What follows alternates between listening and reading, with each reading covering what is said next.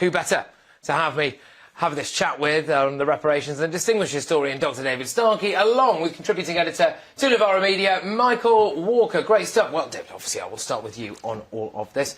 Reparations, yes or no? Silly. The idea is preposterous. I mean, remember, the Koh-i-Noor is an example there. Every time it's changed hands, apart from when it came to Britain, it was the result of torture, murder and rapine. It's fought over about 4 or 5 now different countries. The only time it's ever had a peaceful transfer was to Britain. Right. But the more interesting question is, what's gone wrong with the coronation? Because it seems to me the coronation is going very badly wrong. I'm now going to tell you. What we're getting is a drip feed of trivia. Total trivia. That the route is a little bit shorter than the route that the Queen went on. That you're going to use the ivory sceptre. That you're going to do this, that and the other. Nobody has actually tried to communicate to the nation why it matters. I'm sure, I would take it, you're a Republican. Yes. Right. You will think it's simply preposterous, silly, and we should grow out of it. Along those lines. Along those general lines. And you know what? I think, were I of your persuasion, nothing that's happened so far would disturb my views for 1 second. That's wrong. This is a major event which has not been explained. There's been no attempt at conveying why it matters. There's been no attempt at conveying why it's a big... You see, everybody understood that the Queen's death was big. It manifestly marked an epoch. The king is already king. He's had his accession. He had a solemn meeting with both houses of Parliament. So what's the coronation about? No one's explained it. OK. Do you think, then, that there should be reparations paid by the royal family for, well, the slave trade, or do you just hate wealth? Is that what it is? First of all, I'd say I'm not surprised you might have sidestepped the question about slavery. It didn't go too well last time we discussed that on camera, David, but we'll leave that to one side. We'll go back to it, but I thought it was important. We've been talking endlessly about racism. Let's hear about... So let's talk coronation. Well, I was going to speak about reparations because that was also up for debate. I think, obviously, if you have a society which, in some part, has got rich on the backs of the exploitation and the enslavement of another people, then there is a strong argument for reparations. I think, in many cases, the practicalities of that are very difficult. I'm not an expert on this subject. I haven't read a really persuasive account of how that can be done. But what was in the news today was this discussion that Prince Charles, well, King Charles now, my apologies, King Charles... I made the same mistake. King Charles has said that they will open their... He's willing to have a look at it. He's willing to have a look at it. And I think the argument here for why... the argument against reparations is to say you cannot hold people responsible for the actions of their ancestors.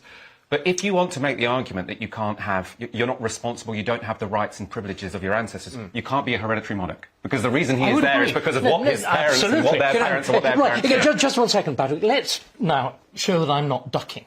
The great question is, what would you be paying reparations for? You see, the great point, you said you took for granted slavery is wicked.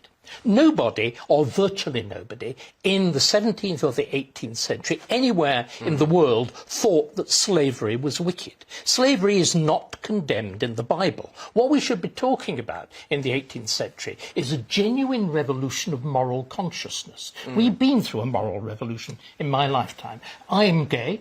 I grew up when gay men were publicly reviled. You've been talking about the enormous change over racism. What we should be talking about is how moral revolutions happen. And if we're wanting to look at the role of the monarchy, what you see very interestingly is that the monarchy broadly plays a very positive part in that. Clearly, there are several voices in the family. Some of them take a very conservative line, like the man who becomes William IV, the Duke of Clarence, who actually speaks as late as 1799 in favour of slavery. But the king is passionately in favour of abolition. The Prince Regent is in favour of abolition. And they're leading a revolution towards a more tender, towards a more compassionate, towards a more responsible morality. I still wonder, Michael, whether or not it is compatible, the monarchy, with the younger generations coming through today, and whether or not we're about to witness, and David's going to balk at this, the last coronation. Because we've got animal rebellion, or animal rising as they're called now, who are dead against everything from the ivory sceptre to the fact that horses are being used. Extinction Rebellion. Everywhere King Charles goes, he's either getting egged or people holding the sign up saying, "Not my king."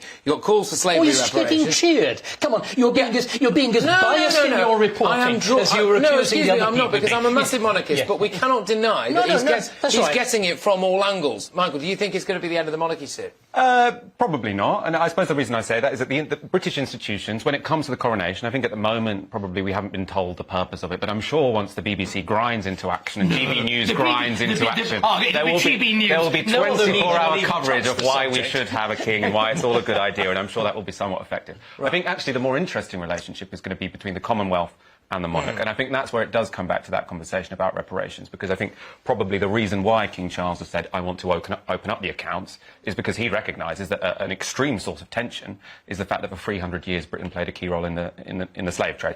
Now, you might say moral revolutions are one interesting subject one can study, but if an injustice has gone on for 300 years and our wealth is in part because of our exploitation of another people, there are questions to answer that. Language. They did not think it was unjust. It doesn't really matter what they think. What was the effects of it? The effects of it are that some people are richer and some people are poorer, and maybe we might want to redress that. What's wrong? But what's wrong with some people getting rich? The reason we are sitting in this wonderful studio rather than in some miserable medieval hovel is called capitalism. Socialism simply destroys wealth. This notion that equality is a good thing.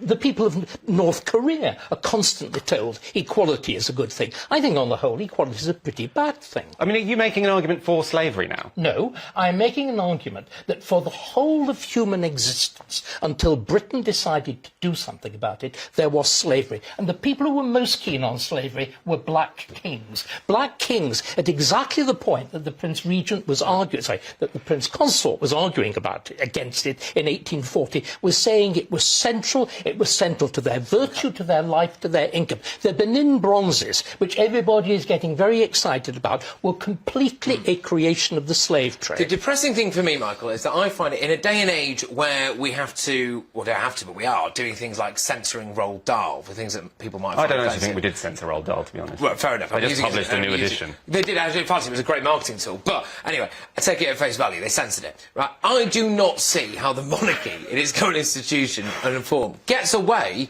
with the modern woke lot without massive, serious changes.